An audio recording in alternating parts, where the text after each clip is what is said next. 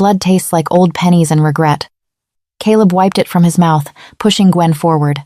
She stumbled. Dirt coated her knees. Cold wind bit through her wool dress. He traded her for peace, never realizing tearing their soul bond apart would rot his own lands into dust. The great hall of Ashbourne did not smell like a stronghold of kings. It smelled of wet dog, rancid tallow, and fear. Gwen stood near the hearth, though the fire had burned down to spitting, anemic embers. The cold seeped through the soles of her worn leather boots, settling into her bones. She kept her chin tucked, her eyes fixed on a specific crack in the flagstone floor where spilled ale had dried into a sticky, dark crust. If she didn't look up, she wouldn't have to see Caleb sweat, but she could smell him, her mate. The word felt like a parasite in her mouth, something bitter she couldn't spit out. Biologically, her blood sang for him. Practically, she knew Caleb was a coward clothed in an alpha's heavy furs. His scent, usually a crisp mix of cedar and autumn leaves, had gone sour. It reeked of panic sweat, stale wine, and the underlying metallic tang of a beaten animal. Across the heavy oak table sat Gideon. He didn't look like a rogue king. Rogues were supposed to be feral, starving things that gnawed on bones and died of winter sickness. Gideon looked like a mountain that had decided to walk. He wore boiled leather and chainmail that clinked with a dull, heavy finality every time he shifted. He didn't fidget. He didn't boast. He just sat there, eating a bruised apple with slow, methodical crunches, his pale eyes fixed on Caleb. His scent was overwhelming, drowning out the sour fear of the Ashbourne wolves. He smelled of crushed pine needles, ozone before a lightning strike, and dried blood. "Half your winter stores," Gideon said.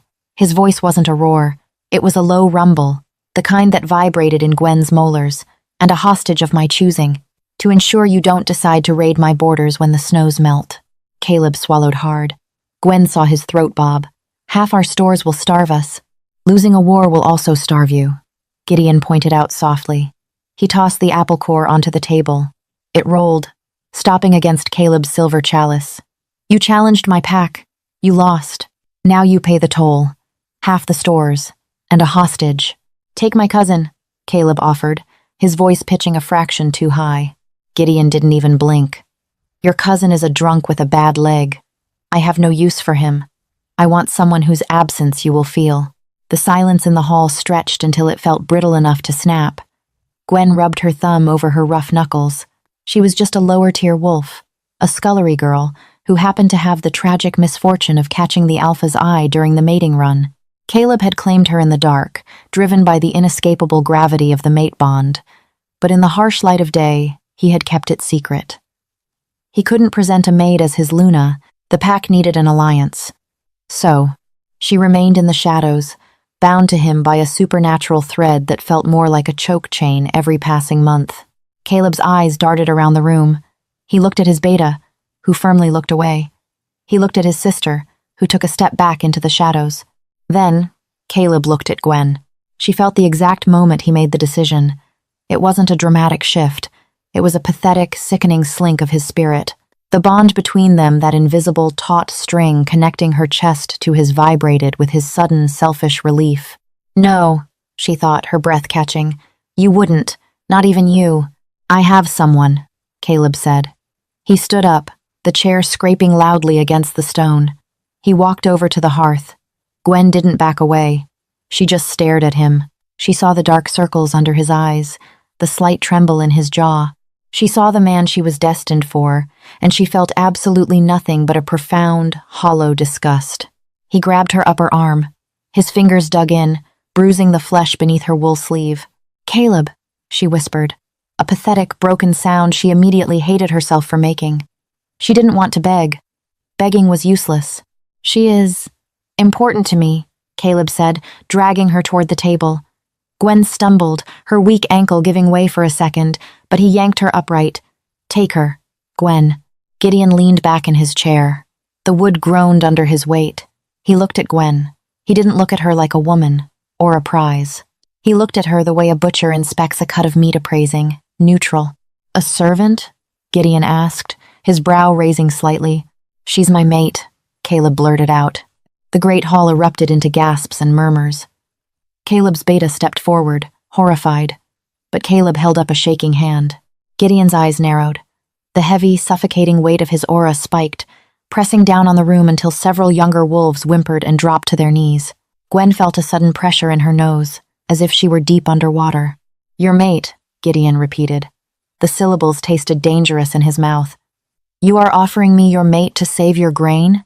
Caleb's grip on her arm tightened until she gasped. "The bond is unconsummated. The claiming bite hasn't been marked. She is bound to me, but she is pure. I renounce the bond. I give her to you. Take her, and leave my lands."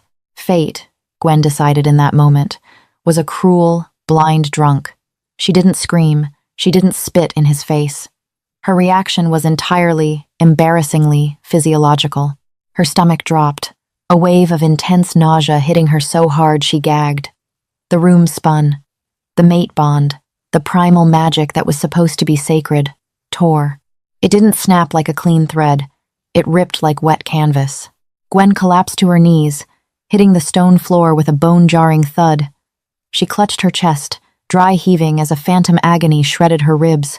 It felt as though Caleb had reached into her ribcage and ripped out a handful of veins. Through the roaring in her ears, she heard Gideon's chair scrape back. Heavy, iron-shod boots stepped into her field of vision. They stopped inches from her hands. "An alpha who sells his own soul to save his skin," Gideon said, his voice completely devoid of emotion. "Deal. The grain and the girl. I'll take her now." He reached down. Gwen expected rough hands, the same bruising grip Caleb had used. Instead, a large, calloused palm grasped her shoulder firm, but careful. He hauled her to her feet with terrifying ease. Gwen swayed, her vision graying at the edges. She leaned into him without meaning to, her face pressing against his chainmail. It was freezing cold, smelling of that sharp pine and blood. Caleb took a step forward, a momentary flash of regret crossing his face. "Gwen, you don't get to speak her name anymore," Gideon interrupted, not even looking at Caleb. He adjusted his grip on Gwen, supporting her weight. "Pack your carts, Ashbourne. If the grain isn't at the border by moonrise, I'll return for your head." Gideon turned, half carrying Gwen toward the heavy double doors of the hall. She looked back over her shoulder. Caleb stood by the table, looking small. Around him, the hearth fire finally sputtered and died entirely, plunging his end of the hall into gray shadows. Gwen didn't feel brave. She just felt tired, sick, and deeply, entirely hollowed out. The ride out of the valley was a prolonged torture. Gwen wasn't tied, which surprised her, but she was seated in front of Gideon on his massive warhorse.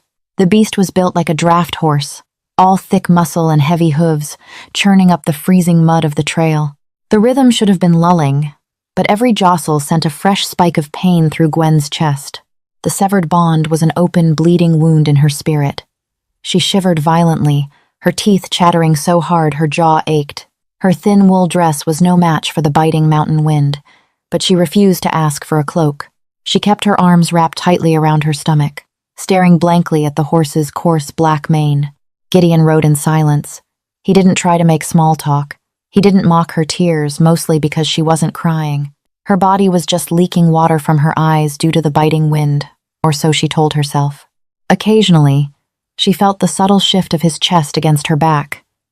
He was a furnace of heat. Despite her terror of him, her freezing body instinctively betrayed her, leaning backward to steal the warmth radiating from his chest and thighs.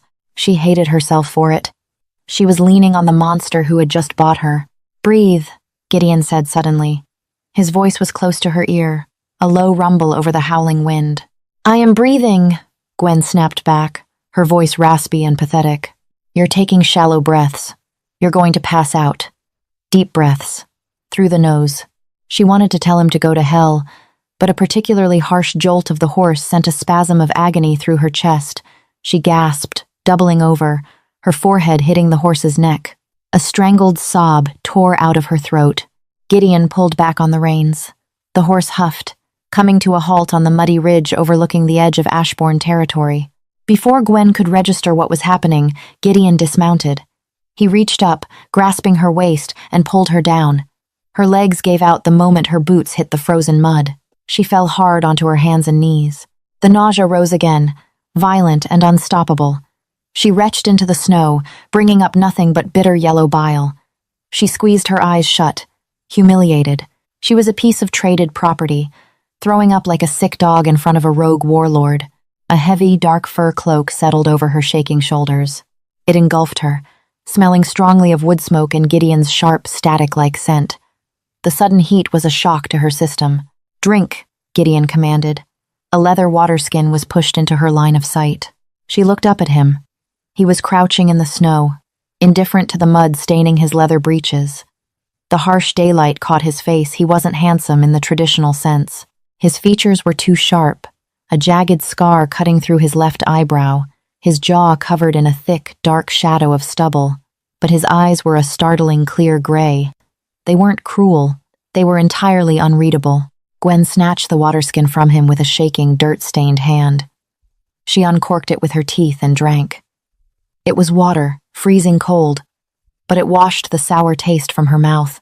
"The physical tearing of a mate bond," Gideon said quietly, staring out over the valley they had just left, "is meant to kill a wolf of weak constitution. You're holding up better than expected."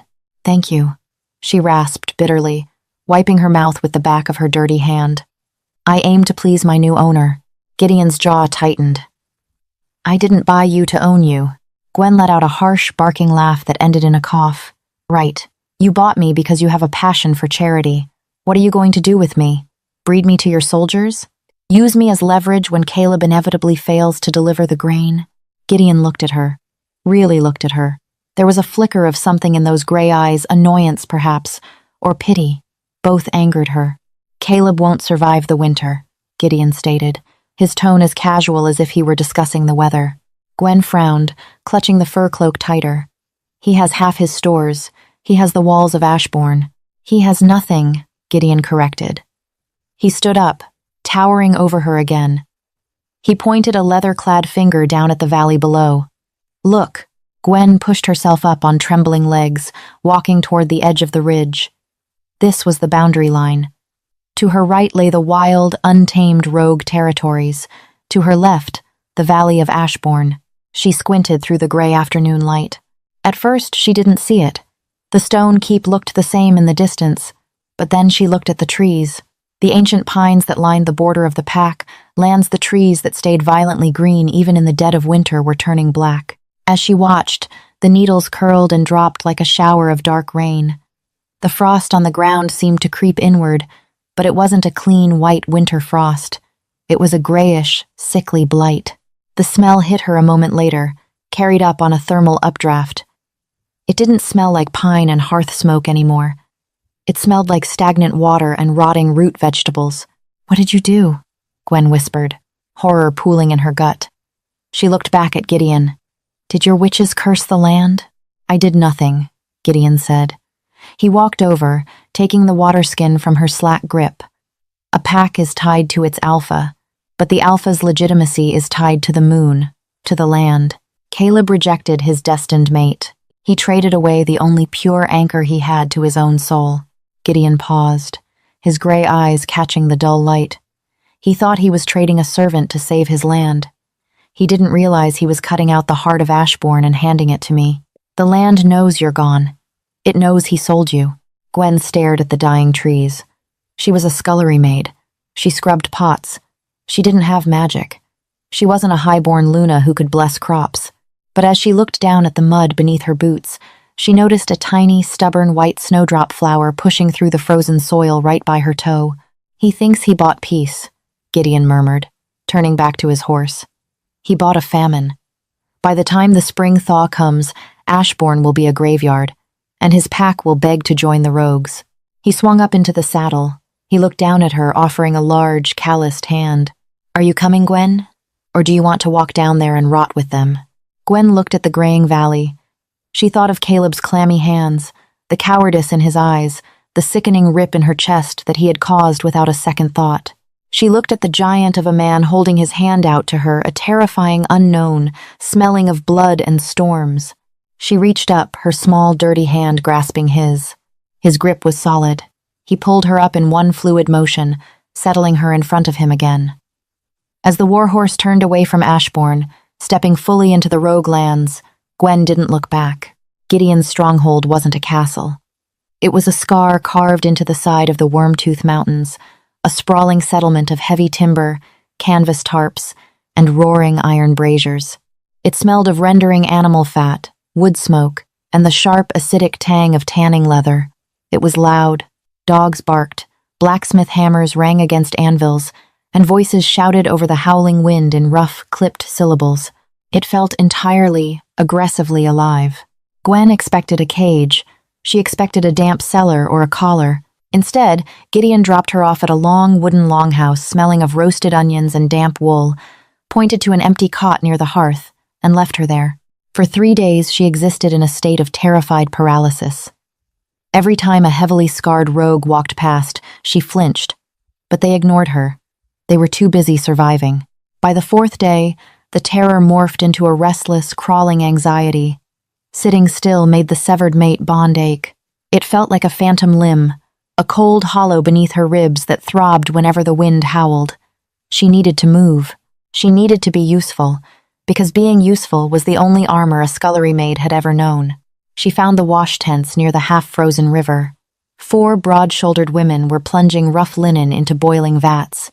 Gwen didn't ask for permission. She simply walked up, picked up a stiff bristle brush, grabbed a blood-stained tunic from the pile, and started scrubbing against the corrugated washboard. An older woman with a missing left ear paused, wiping sweat from her forehead. She looked at Gwen's bruised, shaking hands, then at her pale face. The woman didn't sneer. She just nudged a puck of harsh yellow lye soap toward her. "Takes the iron smell out better," the woman grunted, then went back to her own work. Gwen scrubbed until her knuckles bled. The stinging pain of the lye eating into her raw skin was a brilliant, sharp distraction from the dull ache in her chest. "You're ruining that tunic." Gwen froze. The voice was that low, chest-vibrating rumble. She slowly turned. Gideon stood at the entrance of the wash tent. He wore a heavy bear fur mantle, melting snow clinging to his dark hair. He was watching her hands. "I can fix it," Gwen stammered, her heart hammering against her ribs. She dropped the brush. "I'm sorry, You've scrubbed a hole straight through the linen." Gideon stepped into the tent. The other women didn't scramble or bow. They merely nodded in acknowledgement and kept working. He stopped in front of her wash tub. He reached out, taking her wet, trembling hands in his massive ones. His skin was calloused, rough as tree bark, but his touch was strangely clinical. He turned her palms up, examining the bleeding knuckles and the red chemical burns from the soap. "I bought a hostage," Gideon said quietly. "Not a washerwoman. You don't need to earn your keep by stripping the flesh from your bones." "If I don't work, I have no value," Gwen said. The words slipped out before she could catch them, a bitter, raw truth. She tried to pull her hands away, but his grip, though gentle, was immovable. Value is a human concept. Wolves don't care about value. They care about purpose. Gideon finally released her hands. He pulled a small wax tin from his pouch and set it on the edge of the washboard. "Pine pitch and calendula. Put it on those cuts. Then go to the kitchens. They are butchering an elk. Your hands are small enough to separate the silver skin from the meat without ruining the cuts." He turned to leave, but paused, looking back over his shoulder. "Ashbourne didn't rot because you have some hidden ancient magic, Gwen. It rotted because you were the only one who actually touched the stone, worked the soil, and bled for the pack without asking for a crown in return. The land recognizes sweat. It recognized you. Caleb only knew how to take. A parasite cannot anchor a territory." He walked away, his heavy boots crunching in the snow. Gwen stared at the tin of salve. She opened it. It smelled intensely of pine, the exact scent of the Rogue King. She scooped a small amount out, rubbing it into her cracked skin. It stung, then went blessedly numb. For the first time since Caleb had dragged her across the Great Hall, Gwen took a full, deep breath. Deep winter hit the mountains like a swung hammer. Blizzards choked the passes, piling snowdrifts as high as the palisade walls. The rogue camp merely dug in, burning their massive stores of wood, eating the grain they had extorted, and waiting for the thaw. The warmth inside the longhouse was thick and heavy. Gwen sat by the fire, mending a tear in a leather bracer. She was warmer now. She wore thick wool pants and a tunic lined with rabbit fur. Her cheeks had lost their gaunt, sickly hollows. The phantom ache in her chest had healed into a dull, thick scar. She rarely thought of Caleb. She was too busy helping the cooks, tending the hounds, and surviving. The heavy oak doors of the longhouse banged open, letting in a swirl of blinding white snow and a blast of freezing air. Wyatt, one of the border scouts, stumbled inside. His beard was caked in ice. He didn't stop to brush it off. He walked straight to the center of the hall, where Gideon sat sharpening a broadsword. "Refugees at the southern ridge," Wyatt reported, his voice raspy. "About 40 of them, starving, half-frozen, sickness in their ranks." Gideon didn't look up from his whetstone. "Rogues?" "No," Wyatt swallowed hard. "Ashbourne." The hall fell dead silent. The crackle of the hearth fire suddenly sounded deafening. Gwen lowered her sewing needle.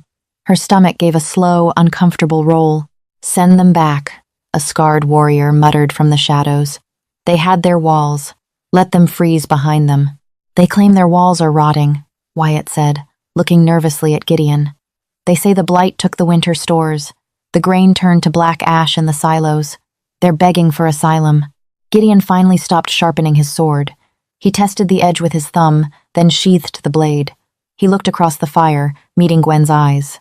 He didn't ask the question out loud, but it hung heavily in the smoky air. "Your people. Your choice." Gwen stood up. Her knees popped softly. She walked toward the door, pulling her heavy bear fur cloak off a peg. "I want to see them." Gideon stood, following her. He didn't argue. The trek to the southern ridge was brutal, the wind slicing through even the thickest firs. When they reached the guard outpost, Gwen looked down into the ravine. She barely recognized them. The proud wolves of Ashbourne looked like walking corpses. Their fine woolen cloaks were rags, stiff with frozen mud. Children cried softly, thin, reedy sounds that broke off into hacking coughs.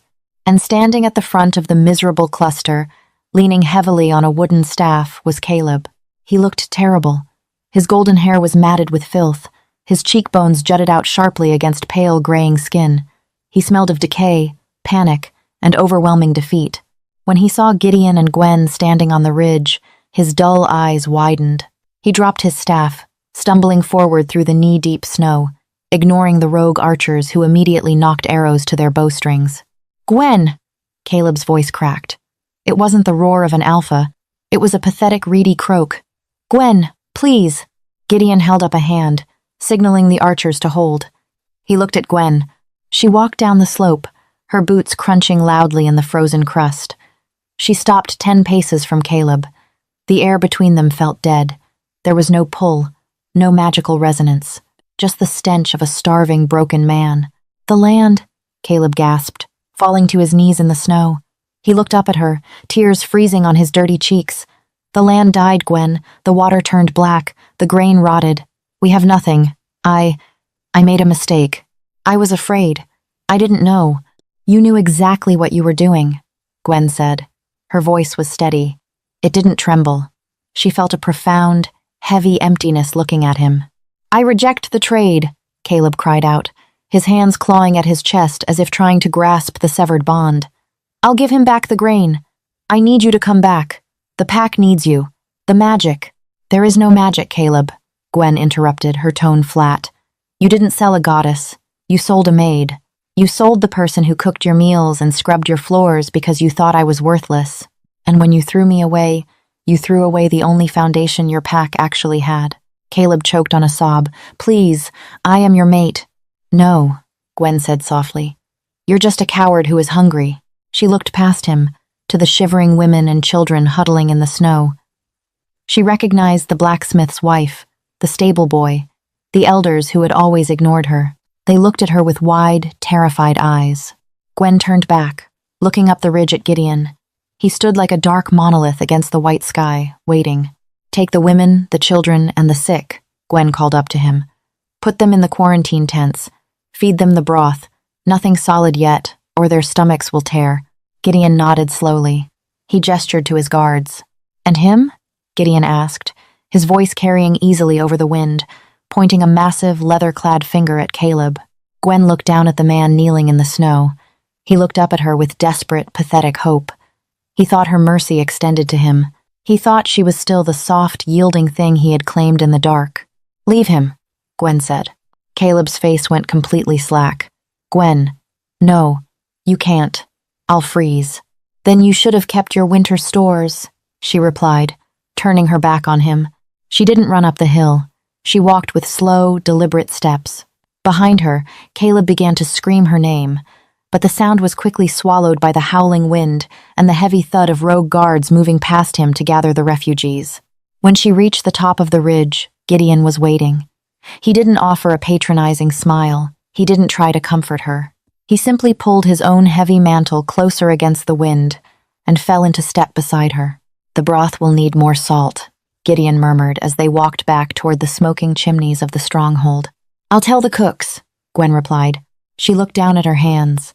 The knuckles were calloused now, scarred from lie and hard work. They weren't pretty, but they were hers. And as she stepped out of the freezing wind and back into the chaotic, smelling, fiercely living warmth of the rogue camp, she finally felt grounded.